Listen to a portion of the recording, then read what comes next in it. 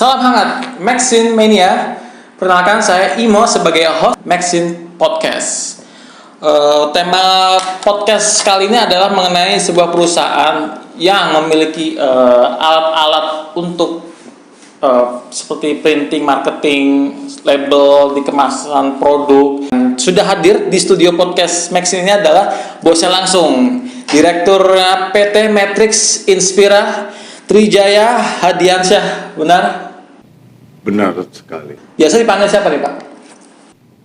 TJ, Pak. TJ. Untuk mengawalinya, apa sih Matrix Inspira itu dan bisa membangunnya itu dari apa awalnya? Ya, makasih Pak Imo. Matrix Inspira berdiri tahun 2007 ya. Awalnya kita merintis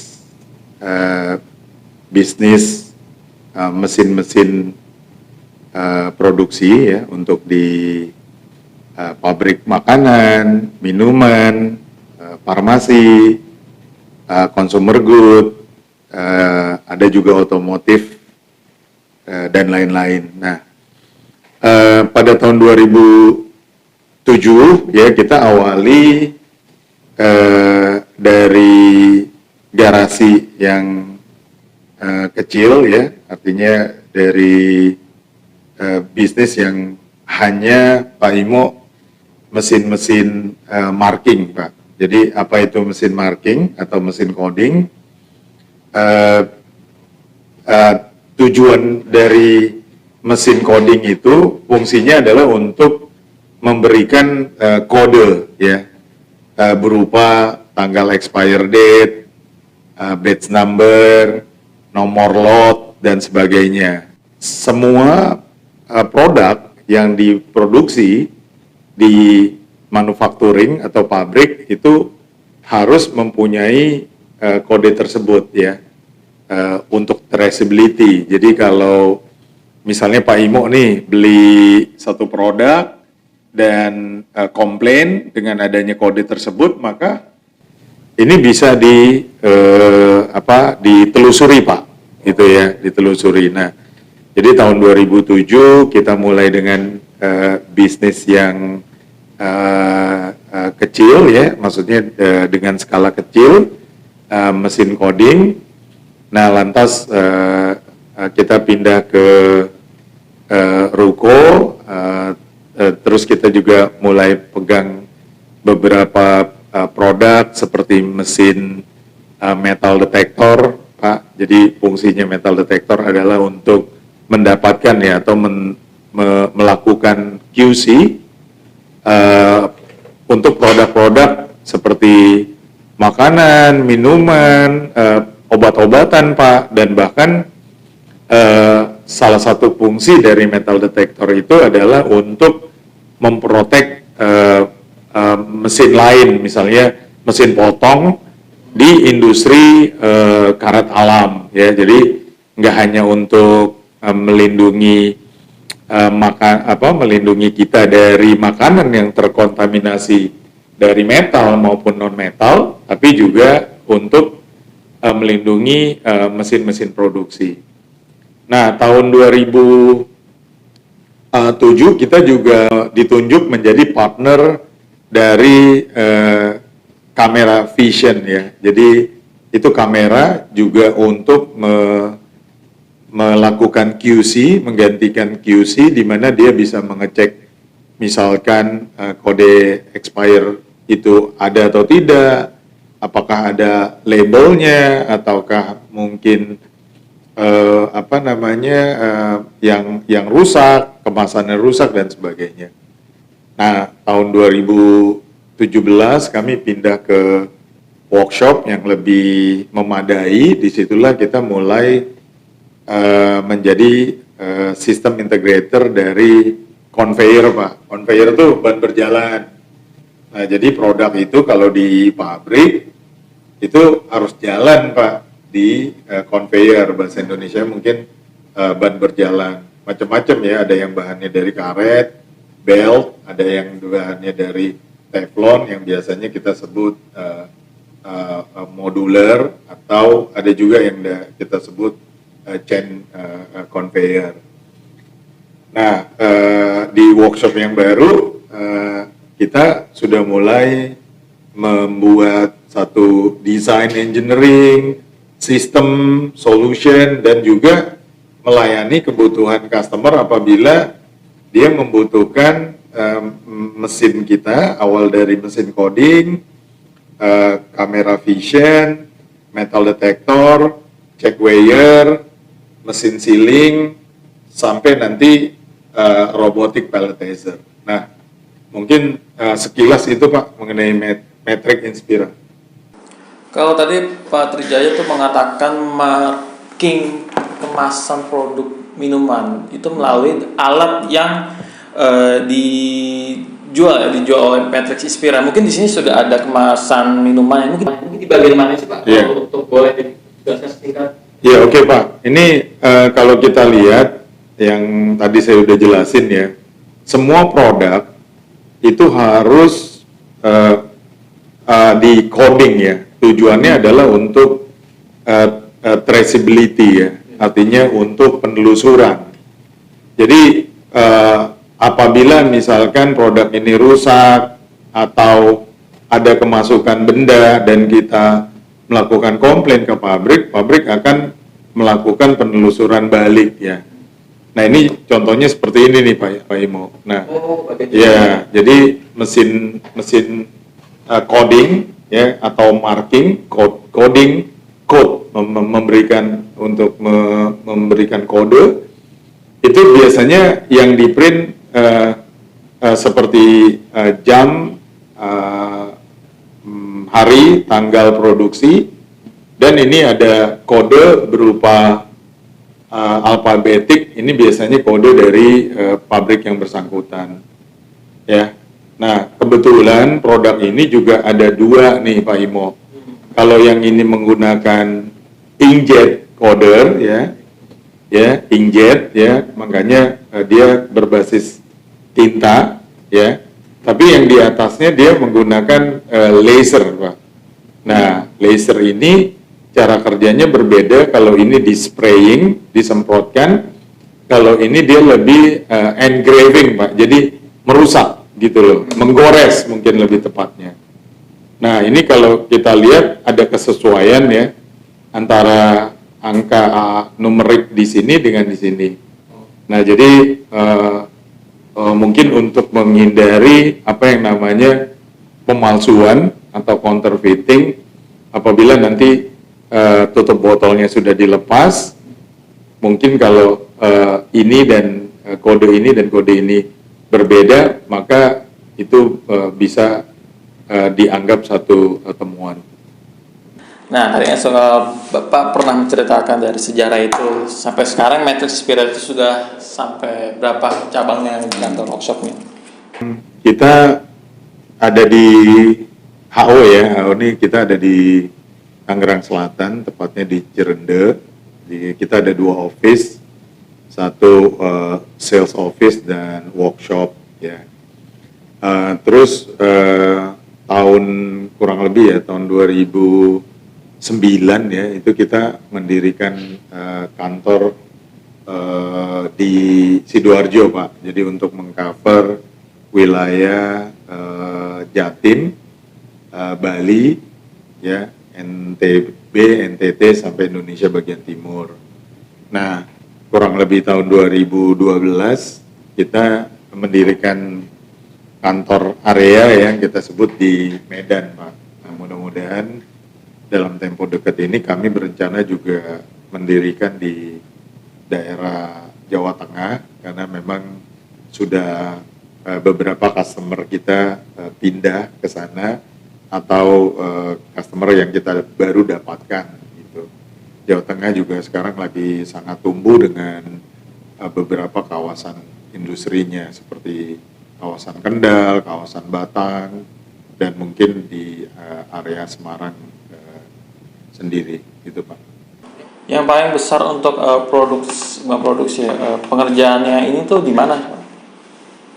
Iya, kalau di workshop kita kan memfabrikasi ya. Jadi mesin-mesin yang sebahagian atau modul itu kita import, ya, kita impor dari seperti metal detektor kita impor dari Jerman, kamera vision Cognex kita impor dari Irlandia, terus mesin coding marking kita impor dari Swedia dan Italia, terus ada mesin sealing untuk pelapis tutup botol itu kita impor dari USA, conveyor kita impor dari salah satu negara ASEAN.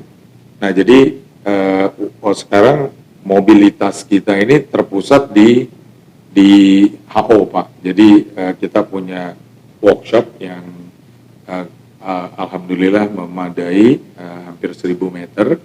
Disitulah kita mendesain, ya, terus melakukan pabrikasi untuk mekanik, ya, electrical, juga ada programming, ya, untuk mesin-mesin yang kita jual sebagai satu solusi, ya, yang biasanya di industri kita sebutnya complete line, gitu. Jadi kita berikan solusi ke customer dalam satu atap, ya. Jadi tidak seperti di yang lainnya. Biasanya kalau yang lain tuh satu persatu, Pak. Jadi pekerjaannya dipecah-pecah. Tapi kalau kita ini bisa satu pintu, ya, karena kita ada designer mesin, ada drafter juga, ya. Kita punya mechanical engineer, kita punya electrical engineer, dan kita juga ada software engineer. Jadi benar-benar lengkap, Pak Imo. Jadi apabila customer memesan satu solusi terhadap kita, ya, di mesin produksinya, maka customer itu hanya bisa komplain atau melalui satu pintu, ya, dibandingkan dengan yang lain. Ini kan kebanyakan mesinnya tadi bilang impor dari Jerman, dari mana lagi tuh. Sebenarnya ada nggak sih untuk mesin ini produksi dalam negeri sendiri gitu? Ada. Jadi biasanya kalau customer budgetnya nggak sesuai, ya, dengan mesin-mesin yang biasa kita jual, tentu kita coba menyesuaikan, ya. Jadi beberapa memang kita buat, kita desain, kita pabrikasi, terus kita jual ke pabrik, gitu deh. Jadi biasanya, Pak, dengan mesin-mesin yang mungkin kemampuannya masih di bawah rata-rata, ya, misalnya dalam hal kecepatan, akurasi, feature-feature, begitu. Nah, itu part-partnya kita beli di agen-agen atau distributor spare part tersebut di Indonesia. Memang targetnya itu emang di sektor industri, ya, tapi kadang ada nggak sih yang seperti kayak custom mesinnya itu benar-benar impor dari negara asalnya, tapi ada perakitannya mungkin di fitur mananya atau bagian apanya gitu yang diubah gitu, tergantung pemesanan dari permintaan. Iya, ada. Jadi kita juga kerap kali melakukan impor utuh terus modifikasi. Nah, itu juga ada, Pak. Jadi sesuai dengan kebutuhan dari atau permintaan dari customer. Matrix Inspira itu punya persaingan bisnis nggak sih? Iya, di era yang global terbuka seperti sekarang, tentu, Pak Imo. Jadi persaingan sudah di depan mata, ya, di keseharian kita. Ya, tinggal kita menonjolkan, ya, kekuatan kita, apa yang kita punya, ya. Mungkin tadi salah satunya saya sudah cerita, terus juga mungkin dengan teamwork yang baik, ya, handle project management yang bagus, dan lama-kelamaan customer makin hari makin bertambah, memberikan kepercayaannya terhadap kami, Pak. Nah, usia Matrix Inspira sendiri sudah 15 tahun, Pak ya. Mungkin ada rangkaian dari 2007 berdirinya sampai saat ini 2022 seperti apa, Pak? Tanpa terasa ya, Pak Imo, kita awalnya mendirikan Matrix semangat ya, hanya bersemangat ya, membuka lapangan kerja, terus mengambil teknologi dari luar untuk kita bisa implementasikan di sini. Dan salah satu visi kita tuh kita kepingin kita juga menjadi perusahaan yang global ya, jadi bisa mempunyai market yang internasional juga. Makanya kita kita beri nama Matrix Inspira, jadi Matrix yang memberikan inspirasi. 15 tahun ini kami mencanangkan bahwa kami sudah siap masuk ke industri IoT ya, Internet of Thing ya. Jadi Internet of Things. yes. Nah, jadi kita masuk dalam fase industri 4.0, Pak. Jadi 4.0. ya. Nah, jadi di mana semua mesin ya bisa berhubungan satu sama lain menggunakan internet ya. Baik mesin itu sendiri ya atau data ya, data mesin collecting data dari mesin tersebut. Nah, kita kemarin melakukan syukuran 15 tahun, terus nanti di bulan Juni kita juga akan ada baksos, Pak, karena kita juga ada CSR di mana kita juga kepingin berbagi ya apa yang kita punya ya in term of misalkan pengalaman, terus juga semangat berbagi ya, mengajarkan ke adik-adik atau anak-anak yang mungkin masih kurang mendapatkan akses pendidikan bagus. Nah, jadi rencananya kita mau lakukan baksos itu agak jauh nih Pak Imo, di daerah Lui Damar, Lebak, Banten, Pak. Ya. Nah, terus setelah itu masih dalam rangkaian 15 tahun Matrix Inspira, kami juga akan meresmikan kantor baru kita. Cabang baru.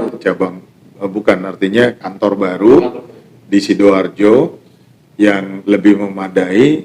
Biasanya kita sebut itu standar factory. Jadi ada ruang kerjanya, juga di situ ada ruang untuk tempat kerja untuk merakit gitu ya, seperti di workshop kita yang di sini. Gitu Pak. Nah, penutupan dari rangkaian 15 tahun Matrix Inspira adalah kita akan tutup dengan Surabaya Manufacturing Expo. Nah, itu pameran mesin-mesin industri di Surabaya yang biasanya kami kalau pameran Pak Imo hanya menampilkan mesin-mesin saja sendiri-sendiri. Tapi kali ini karena kita sudah masuk pada industri atau fase di mana Matrix Inspira menjadi solution provider ya, memberikan pelayanan atau memberikan service complete line ya, atau solusi yang menyeluruh terhadap customer. Jadi kita akan pamerkan beberapa mesin ya, lengkap di situ termasuk dengan robot. Nah, jadi ini merupakan tonggak ya, bahwa setelah 15 tahun perjalanan kita dari trading project, terus kita di automation, full automation, dan akhirnya sekarang kita bisa masuk pada industri yang memang sebenarnya kami harapkan, yaitu otomatisasi mesin pabrik. Di balik Matrix Inspira itu ada sosok yang penting. Pak Trijaya itu berangkat dari mana sih? Jadi saya tamat dari Fakultas Sastra UI Pak, tahun 93, masuk 98. Jadi pada saat itu 98 kita mengalami reformasi ya, ketika Presiden Soeharto digulingkan oleh teman-teman. Nah, tahun itu tahun yang berat buat kita ya secara ekonomi, karena banyak sempat riot ya, terjadi ras, penarikan uang di mana-mana, dan akhirnya ada gejolak politik. Nah, di mana waktu itu rupiah terhadap dolar, rupiah terhadap pound sterling itu sangat tinggi ya Pak. Jadi semua orang pulang dari sekolah di luar balik karena memang jadi sangat mahal. Nah, saya pertama kali mengawali karir saya di perusahaan Jepang ya, sebagai marketing. Nah, dari situ saya masuk ke industri, pernah jadi consumer goods, terus saya kerja di distributor mesin. Tapi saya mendalami sales, jadi sales dan marketing. Jadi saya komit di bidang yang saya geluti, Pak. Nah, pada tahun 2000 kurun waktu 2005 ya, 2004 itu 2004-2005 saya memberanikan diri untuk keluar Pak, atas dasar desakan dari customer-customer. Jadi ada beberapa customer yang tidak puas dengan pelayanan dari perusahaan saya sebelumnya, mungkin karena ada masalah servis, masalah produk. Nah, jadi waktu itu atas dasar semangat juga untuk ingin membuka lapangan pekerjaan dan juga mungkin bakat ya yang ada di dalam diri saya, makanya saya memberanikan diri untuk membuka satu perusahaan yang namanya PT Matrix Inspira. Keluar dari sebagai karyawan itu kan 2005 ya, dan itu proses untuk membangun Matrix Inspira 2007 itu hanya butuh 2 tahun itu ya. Iya, dua tahun itu kita jatuh bangun nggak, sempat jatuh bangun? Oh iya, karena yang paling besar ketika kita sudah berada pada karir yang bagus, ya kan, terus juga penghasilan yang baik. Tantangan pertama tuh datangnya dari keluarga ya. Kenapa nanti takut ini, takut itu, tapi dengan semangat entrepreneurship ya, jadi semangat kewirausahaan untuk menciptakan lapangan pekerjaan, mungkin juga memberikan pengaruh positif buat orang lain, dan alhamdulillah akhirnya kita bismillah kita berani memberanikan diri untuk membuka ya, awalnya mungkin dari 1 orang yang bantu, terus 2 orang, terus bertambah sampai sekarang mungkin sudah hampir 52 orang.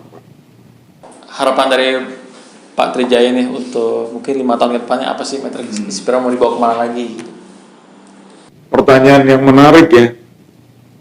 Jadi setelah kita yang belum adalah Pak, kita membuka cabang di luar negeri ya.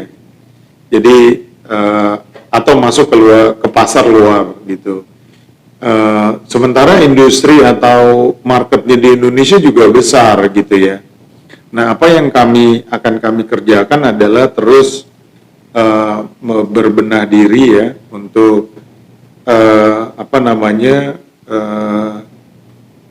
lebih baik lagi dan mencapai perusahaan yang mungkin go public Pak, di mana sahamnya akan dimiliki oleh masyarakat. Nah, tujuan dari Go Public itu adalah agar kita mendapatkan dana cukup, karena bidang yang kita geluti ini adalah teknologi ya, di mana kita juga harus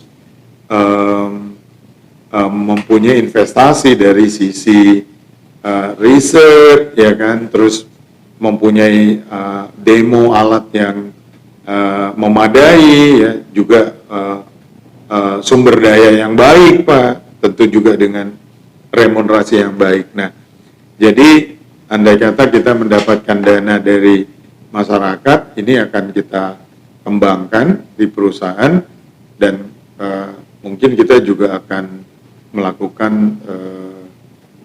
akuisisi ke beberapa perusahaan, menjalin satu kerjasama dengan perusahaan lain yang tatarannya lebih tinggi, sehingga Matrix Inspira bisa maju lebih cepat. Maju lebih cepat, itu yang disampaikan oleh bosnya langsung Matrix Inspira. Ini terima kasih juga Pak Trijaya sudah menjelaskan ini semua, kita jadi tahu ya. Mungkin di next episode kita akan menjelaskan ini ya, kayak pengen tahu lebih detailnya lagi produk-produk dan mesin-mesin apa aja sih yang dihasilkan oleh ataupun dimodifikasi oleh PT Matrix Inspira. Ya, Maxin Mania, sampai jumpa di Maxin Podcast selanjutnya.